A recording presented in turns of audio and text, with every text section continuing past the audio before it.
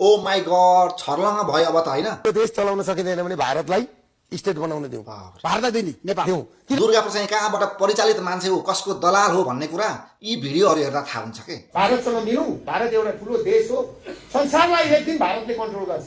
किन कन्ट्रोल गर्छ भन्दा उसँग कन्ज्युमर छ, उसँग खाने मुख छ, उसँग लाउने जिउ छ, उसँग हिँड्ने खुट्टा छन्। अब हामीसँग के छ भन्दाखेरि डिप्रेसन भएका, सुगर प्रेसर भएका बुढाबुढी हरे राम हरे कृष्ण जप्ने मान्छे मात्रै छ। राम राम राम राम राम नेपाली भएर नेपालमा बसेर भारतको गुणगान, यो कस्तो राष्ट्रभक्ति हो। योगीले नरेन्द्र मोदीले यो व्यवस्था गर्नलाई साथ दिनुपर्छ, हामीलाई साथ दिनुपर्छ। ए यो व्यवस्था फाल्न जनताले होइन, मोदी र योगीले पो साथ दिनुपर्ने। त्यहाँका प्रधानमन्त्री र मुख्यमन्त्रीलाई के भन्छु भने तपाईहरूले यो यहाँ इन्डियन मिडिया छ भने पुर्याइदिनु होला।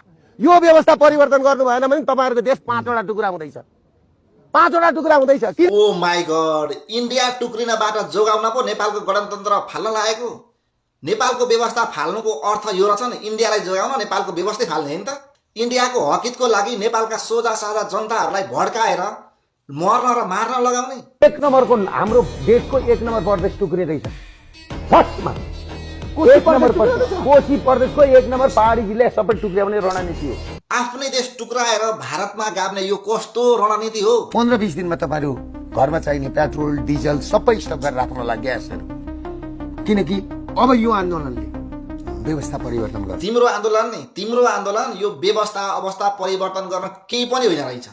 तिम्रो नेपालमा अराजकता मचाएर लडाएर भड्काएर जुधाएर नेपाललाई भारतमा गाब्ने प्लान रहेछ तिम्रो। यो हामी सबै नेपालीहरूले बुझ्न आवश्यक छ।